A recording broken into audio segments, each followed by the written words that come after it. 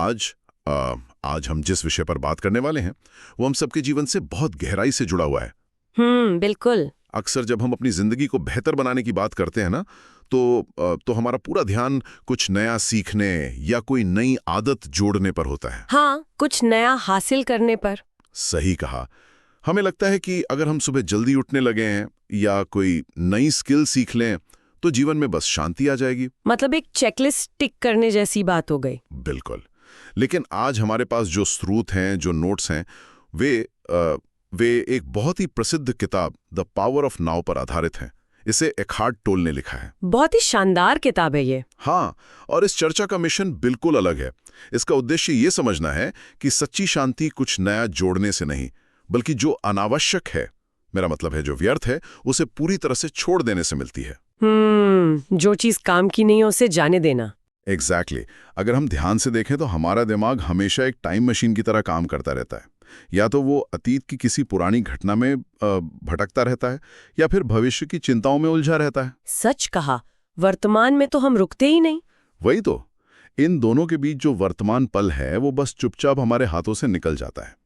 ये सुनने में तो बहुत आसान लगता है कि आज में जियो, लेकिन इसे जीना असल में सबसे मुश्किल काम है। ये मुश्किल इसलिए लगता है क्योंकि हमारी पूरी प्रोग्रामिंग ही इसके खिलाफ हुई है। वो कैसे? देखिए, हम बचपन से यही सीखते आए हैं कि हमेशा आगे की सोचो, भविष्य की प्लानिंग करो या फिर अतीत की गलतियों से सीखते रहो। हाँ, स्कूल से ये बताया जाता है। बिल्कुल। इस प्रक्रिया में वर्तमान केवल एक सीढ़ी बनकर रह जाता है जिस पर पैर रखकर हम बस भविष्य तक पहुंचना चाहते हैं। ये चर्चा इस बात पे रोशनी डालेगी कि कैसे केवल वर्तमान में रहने की कला को समझकर हम अपने जीवन की सबसे बड़ी समस्याओं को सुलझा सकते हैं। क्या बात है! ये कोई किताबी ज्ञान नहीं है, बल्कि एक ऐसा नजरिया है जो सोचने के तरीके को पूरी तरह से चुनौती देता है। तो चलिए इसे थोड़ा और गहराई से समझते हैं। स्रोत के नोट्स में टोल का एक बहुत ही दिलचस्प विचार है, जहां वो कहते हैं कि हम ज्यादातर समय अपनी ही जिंदगी में मौजूद ही नहीं होते। हाँ बिल्कुल, हम सिर्फ सोच रहे होते हैं। हाँ, मतलब हम शारीरिक रूप से एक कमरे में बैठे होते हैं, लेकिन मानसिक रूप से हम किसी पुरानी बहस को याद करके फिर से गुस्सा हो रहे होते हैं, या किसी ऐसी बीमारी से डर रहे होते हैं जो शायद कभी आई ना। सही बात है। हमारी सबसे बड़ी समस्या असल में बाहर की परिस्थितियां नहीं है, बल्कि हमारे ही दिमाग का ये जो लगातार चलने वाला शोर है ना, वो है। यहाँ सबसे दिलचस्प बात यह है कि हमारा दिमाग असल में एक बहुत ही शानदार उपकरण है। एक टूल की तरह। हाँ, एक टूल जिसे किसी खास काम को करने के लिए इस्तेमाल किया जाना चाहिए। लेकिन विडंबना ये है कि ये टूल जो असल में हमारा नौकर होना चाहिए था, वो हमारा मालिक बन बैठा है। बिल्कुल। हमारा दिमाग बिना रुके लगातार सोचता रहता है। वो हर चीज को जज करता है, हर स्थिति पर लेबल लगाता है कि ये अच्छा है, वो बुरा है, ये स्थिति मेरे हक में है, वो मेरे खिलाफ है। मतलब हमने उसे एक ऐसी मशीन बना दिया जिसका ऑफ बटन मॉडल चुके हैं। एकदम सही। और दिमाग की हर बात पर आंख मूंदकर विश्वास कर लेने से ही ये अंदर का शोर, ये तनाव पैदा होता है। लेकिन यहाँ एक व्यावहारिक सवाल उठता है। अगर हम ये मान ले कि दिमाग एक उपकरण है और हमें हर वक्त नहीं सोचना चाहिए, तो फिर दुनिया में काम कैसे होगा? ये सवाल बहुत लोग पूछते हैं। मतलब अगर कोई इंसान भविष्य के बारे में सोचेगा ही नहीं तो वो अपना किराया कैसे देगा? करियर की प्लानिंग कैसे करेगा? क्या सोचना बंद कर देना हमें गैर जिम्मेदार नहीं बना देगा? ये एक बहुत ही लाजमी सवाल है। यहाँ हमें प्रैक्टिकल थिंकिंग और साइकोलॉजिकल टाइम के बीच का अंतर समझना होगा। वो कैसे? देखिए, किराया देने की प्लानिंग करना या करियर के लिए कुछ तय करना प्रैक्टिकल थिंकिंग है। इसके लिए आप अपने दिमाग रूपी टूल का इस्तेमाल करते हैं, एक योजना बनाते हैं और फिर उस टूल को वापस रख देते हैं। लेकिन असल जिंदगी में ऐसा होता कहाँ है? वही तो। लोग रात को बिस्तर पर लेटकर बार बार यही सोचते रहते हैं कि अगर मेरी नौकरी चली गई तो क्या होगा, अगर मैं सड़क पर आ गया तो क्या होगा। हाँ, एक ही बात को 100 बार सोचना। और ये जो व्यर्थ की चिंता है, ये कोई समाधान नहीं दे रही है। ये सिर्फ एक आंतरिक शोर और संघर्ष पैदा कर रही है। टूल का इस्तेमाल करना गलत नहीं है, लेकिन उस टूल का हम पर हावी हो जाना खतरनाक है। ये अंतर सच में बहुत स्पष्ट है। एक योजना बनाना है और दूसरा सिर्फ डर में जीना है। बिल्कुल। इसी डर से बाहर निकलने के लिए स्रोत में वर्तमान की अहमियत पर बहुत जोर दिया गया है। उसमें एक बहुत ही गहरी बात कही गई है कि अतीत सिर्फ एक याद है, सिर्फ एक मेमोरी। हाँ, और भविष्य केवल हमारी कल्पना है। इन दोनों का असलियत में कोई वजूद नहीं है। जो वास्तविक है, जो रियलिटी है, वो सिर्फ अब में है, इस पल में है। अगर हम इसे बड़ी तस्वीर से जोड़कर देखें तो जीवन में जो कुछ भी घटित होता है वो हमेशा वर्तमान में ही होता है। किसी ने भी आज तक भविष्य का अनुभव नहीं किया है। जब भी वो आता है, वर्तमान बनकर ही आता है। एकदम सही। जब कोई इंसान इस बात को गहराई से समझ लेता है और पूरी तरह से वर्तमान में होता है तो उसका दिमाग अचानक शांत होने लगता है, भावनाएं स्थिर हो जाती हैं। क्योंकि उसे समझ आ जाता है कि अतीत और भविष्य तो सिर्फ दिमाग की उपज हैं। हाँ, और इसी से जीवन में स्पष्टता आती है। किताब का मुख्य विचार यही है कि सच्ची आज़ादी तब शुरू होती है जब आप अपने दिमाग को ऑब्जर्व करते हैं। लेकिन इस शांति तक पहुंचने का या ऑब्जर्व करने का तरीका क्या है? किताब में वॉचर या दर्शक बनने की बात कही गई है। हाँ, वॉचर बनना। तो इसे प्रैक्टिकली कैसे करें? मेरा मतलब है, जब भी दिमाग में कोई विचार आए तो बस उसे नोटिस करें। बिल्कुल, अपने विचारों से अपनी पहचान मत जोड़िए। लेकिन ईमानदारी से कहूं तो ये कहना आसान लगता है। जब कोई विचार आता है तो हम उसमें पूरी तरह बह जाते हैं। हमें लगता है कि जो हम सोच रहे हैं वही हमारी असल पहचान है। इसे एक बहुत ही आसान उदाहरण से समझते हैं। कल्पना कीजिए कि आप जमीन पर लेटे हुए आसमान को देख रहे हैं। ठीक है। आसमान में अलग अलग तरह के बादल आ रहे हैं और जा रहे हैं। कुछ बादल काले हैं, कुछ सफेद हैं। क्या कोई इंसान उन बादलों को देखकर ये कहता है कि मैं ये बादल हूं? बिल्कुल नहीं। वो जानता है कि वो आसमान को देखने वाला एक दर्शक है। ठीक इसी तरह हमारा दिमाग वो आसमान है और हमारे विचार वे बादल हैं। कुछ विचार डरावने होते हैं, कुछ अच्छे होते हैं। लेकिन हम वे विचार नहीं हैं। हम वो जागरूकता है, वो अवेयरनेस है जो उन विचारों को आते जाते देख रही है। तो मतलब हमें विचारों से लड़ना नहीं है? नहीं, लड़ना नहीं है, दबाना नहीं है और उन पर आंख मूंदकर विश्वास भी नहीं करना है। बस एक दर्शक की तरह नोटिस करे कि ये एक विचार है। ये बादलों वाला उदाहरण बहुत सटीक है। इंसान अपने विचार नहीं है, बल्कि वो जागरूकता है। एग्जैक्टली। अब यहाँ बात सच में बहुत दिलचस्प हो जाती है। जब हम विचारों और उनसे पैदा होने वाले दर्द की बात कर रहे हैं तो स्रोत में एक बहुत ही गहरे विषय पर चर्चा की गई है, जिसे पेन बॉडी कहा गया है। हाँ, पेन बॉडी, ये बहुत ही जरूरी कॉन्सेप्ट है। ये असल में पुराना भावनात्मक दर्द, कोई अनसुलझी चोट और जमा हुई नकारात्मकता है।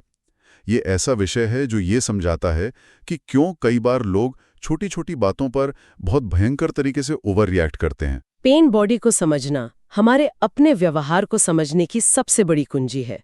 हम सभी के अंदर अतीत का कुछ ऐसा दर्द होता है जिसे हमने पूरी तरह से महसूस नहीं किया होता या बस दबा दिया होता है।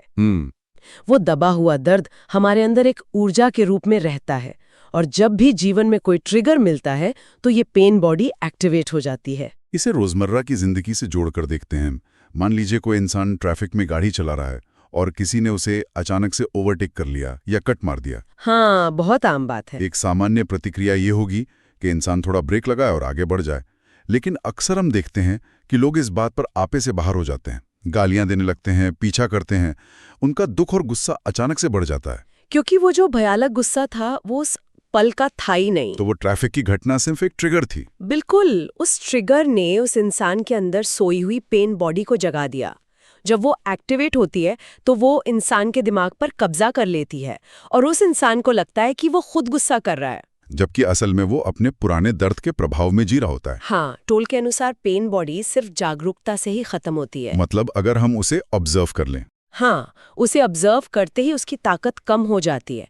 जब भयंकर गुस्सा उठे तो बस इतना महसूस करना कि मेरी पेन बॉडी एक्टिवेट हो गई है काफी होता है। ये सच में बहुत शक्तिशाली है। और इसी से जुड़ा एक और भ्रम है जो हमें वर्तमान से दूर रखता है, ईगो यानी अहंकार। अब आम बोलचाल में ईगो का मतलब घमंड होता है, लेकिन यहाँ इसका मतलब हमारी उस कहानी से है जो हम खुद को सुनाते हैं। हमारी झूठी पहचान। हाँ, उन लेबल से जो हमने खुद पर लगा रखे हैं, जैसे मैं बहुत सफल हूँ या मैं असफल हूँ। ईगो हमेशा तुलना करता है। वो देखता है कि दूसरे के पास मुझसे ज्यादा क्या है या मैं कमतर क्यों हूँ, और ये तुलना ही एंजाइटी का कारण बनती है। ईगो कभी इस पल में शांत नहीं बैठ सकता ना? बिल्कुल नहीं। किताब कहती है आप वो नहीं हैं जो आप सोचते हैं कि आप हैं। जैसे ही ईगो की ये पकड़ ढीली होती है, इंसान को स्वाभाविक शांति का अनुभव होता है। ये शांति तब आती है जब हम चीजों को स्वीकार करते हैं, जिसे एक्सेप्टेंस या सरेंडर कहा गया है। लेकिन यहाँ लोग अक्सर एक बड़ी गलती करते हैं। उन्हें लगता है कि सरेंडर करने का मतलब है हार मान लेना। इससे एक बहुत जरूरी सवाल उठता है। हाँ, कि अगर परिस्थितियां बहुत खराब हों तो क्या बस सब कुछ एक्सेप्ट कर लें? क्या इसका मतलब कमजोर होना नहीं है? एक्सेप्टेंस या सरेंडर का मतलब हार मानना बिल्कुल नहीं है। इसका असली मतलब है रियलिटी को पहले देखो, फिर एक्शन लो। इसे थोड़ा और समझाएंगे? मान लीजिए कोई कीचड़ में फंस गया है। अब अगर वो चिल्लाएगा कि मुझे कीचड़ में नहीं होना चाहिए था, तो वो सिर्फ अपनी ऊर्जा बर्बाद कर रहा है। ये रेजिस्टेंस है। तो हमारा ज्यादातर तनाव स्थितियों को बदलने की चाहत से आता है। बिल्कुल। सरेंडर का मतलब है सबसे पहले इस पल की सच्चाई को स्वीकार करना कि हाँ, मैं कीचड़ में हूं, बिना शिकायत किए इस सच्चाई को मानना। और ऐसा करने से क्या होगा? इंसान इस पल से लड़ना बंद कर देता है, उसका आंतरिक गुस्सा शांत हो जाता है। अब वो पीड़ित नहीं रहता, बल्कि जागरूक हो जाता है। वो स्पष्ट दिमाग से देखता है कि बाहर कैसे निकलना है। मतलब स्पष्टता के साथ सही कदम उठाना। इससे जीवन में संघर्ष कम होता है और एक तरह का फ्लो बढ़ता है। बिल्कुल सही। और अगर हम ध्यान दें तो ज्यादातर रिश्तों की समस्याएं भी इसी वर्तमान की कमी के कारण होती हैं। स्रोत से एक बहुत महत्वपूर्ण बात यह निकल कर आती है कि हम अपने पार्टनर को अतीत की गलतियों या भविष्य की उम्मीदों के चश्मे से देखते हैं। हम उस इंसान से नहीं बात कर रहे होते जो हमारे सामने खड़ा है, बल्कि हम उसकी एक छवि से बात कर रहे होते हैं जो हमारे दिमाग में बनी है। इसी वजह से रिश्तों में दूरियां आती हैं। हाँ, जब हम पूरी तरह मौजूद होकर सामने वाले को सुनते हैं, बिना अपने दिमाग में कोई जवाब तैयार किए, तो जुड़ाव बहुत गहरा हो जाता है। प्रेजेंस ही असल में रियल इंटीमेसी है। बिल्कुल, पूरी तरह से उपस्थित होना ही सबसे बड़ा तोहफा है। तो इस सब का असल मतलब क्या है? इतनी सारी गहरी बातें हमने की, हम इसे अपनी रोजमर्रा की जिंदगी में कैसे उतारें? स्रोत में इसके लिए बहुत ही आसान तरकीबें बताई गई हैं। कोई जटिल तकनीक नहीं है। जैसे कि? सबसे आसान तरीका है अपनी सांस पर ध्यान देना, शरीर की संवेदनाओं को महसूस करना, क्योंकि शरीर हमेशा इस पल में होता है, दिमाग भटकता है। हाँ, चलते समय अपने कदमों पर ध्यान देना भी एक तरीका है ना? बिल्कुल। और जब आप किसी को सुन रहे हो तो अपना पूरा ध्यान, अपनी पूरी अवेयरनेस उसे देना।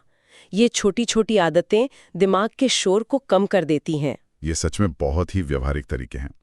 तो आज की इस पूरी चर्चा को अगर हम संक्षेप में देखें तो हमने कुछ बहुत ही अहम बातें सीखी। पहली, दिमाग एक उपकरण है, इसे अपना मालिक न बनने दें।